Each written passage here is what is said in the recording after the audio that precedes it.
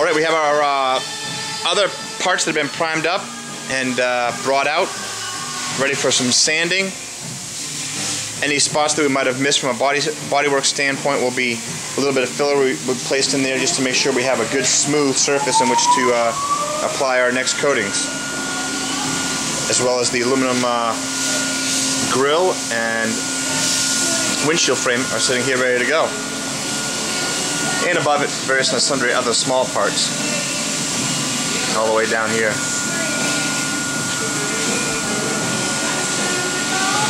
All in the effort to work towards paint color.